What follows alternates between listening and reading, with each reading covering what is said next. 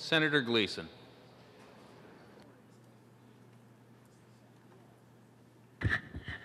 Well, many times in this business we get a chance to look back and see what we've done. I mentioned earlier this is the 150th anniversary of the start of the Civil War, brother against brother, cousin against cousin, man against man. But I think there's a higher calling that we're being charged with today. I would suppose that in 1789, that those that were compiling the United States Constitution wished they would have done things better.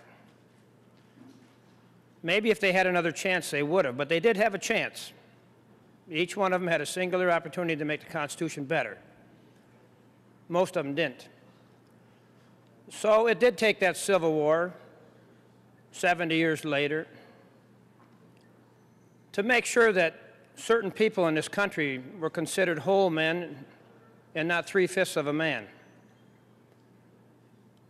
It took about 150 years later before those in this country said that regardless of your gender, that you could determine the destiny of our nation and your community, that we indeed would give those that mothered our children a chance to vote.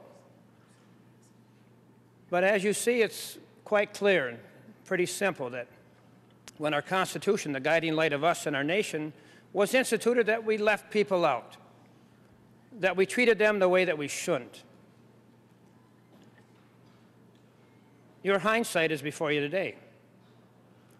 You could do what many did in the 1780s and intentionally leave people out and let people be harmed and not being given full protections under the law. This is no secret. We've been talking about this for years. All of us know the consequences and what happens to our children. But I think this is a forgery that we're advancing today. I appreciate what the sponsor said earlier about that we're moving this bill, but every single person in this room knows this is not our best chance, and this is not our best effort nor our best work. There's not a single one of you in this room, if your child asks you to sit down, I have to tell you something. I hate to tell you, Mom and Dad, but I'm gay or I'm lesbian, and we'll let them be mistreated. Or we invite many from distant lands to come to this nation, and they dress different. Maybe they culturally wear robes and maybe a headpiece, so they stick out from us. And we allow them to be picked on. Now, you can escape this responsibility today. You can say that we shouldn't do the best for our kids, that we can just move this along, move it along, move it along if you want to. But you know, for too many times, people that have our jobs have done that. But seldom have we done it at the expense of the care and the health of our children. You can do the political expedient thing today. You can support special interest groups that say that you should allow the assault on young people because of their sexual orientation or their differences, whether real or perceived. We took an oath of office when we joined this effort a few months back. Several of us had taken multiple oaths that we do the best we can, that we would uphold the Constitution of our nation. Local control, I hear people today say local control, and we look what has transpired over the last few months, whether it's with our teachers or our government, and we say local control. I think those that direct this chamber have made a mockery of local control long ago. But today we're using it as an excuse. Today we use it as an excuse to hurt our kids, and we shouldn't do that. We shouldn't be lacking.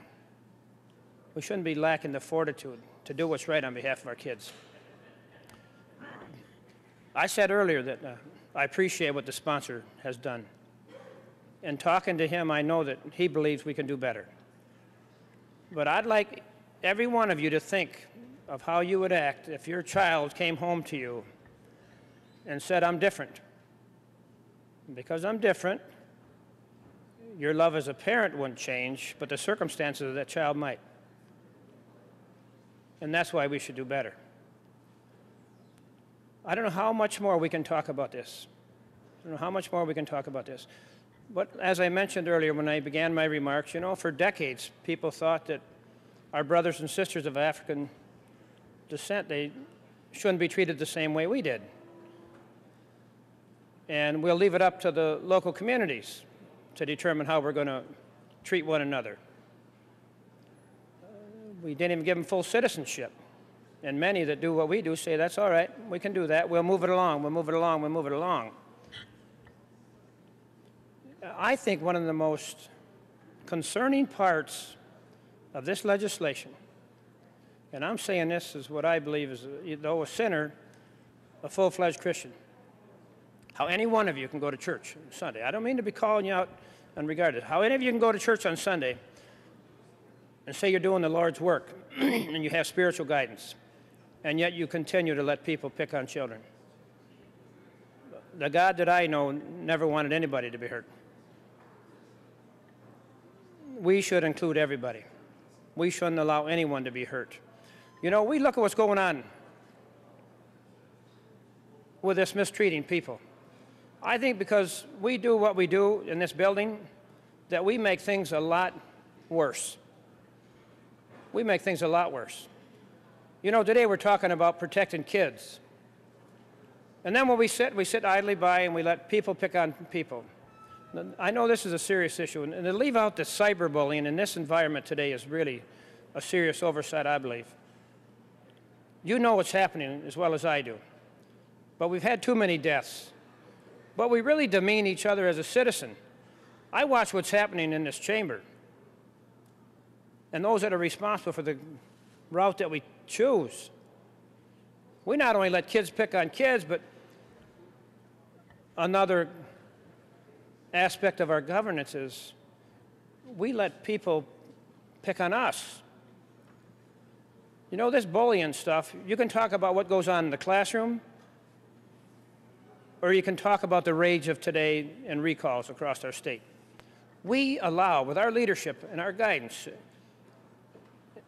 we allow people to disrespect each other and hurt them through the political process and also day-to-day life. This is not our best effort. You ought to be standing up for them kids today. We invite them to our country. We ask them to join us, to be the fabric of our communities. They look different, dress different, act different, think different, and we ought to accept that. This is shameful. You know what the right thing to do today is, and that's to make each and every kid not hurt each and every other kid out there as well. Mr. Chairman, I appreciate the opportunity. Let's protect all of our kids, all of them. Use the history of the Constitution when certain people were left behind as your guidance. Do it now. I think those that left people behind under the United States Constitution wish they would have done things better and braver. And I think we should too. I'd ask that my remarks be printed in the journal. Thank you.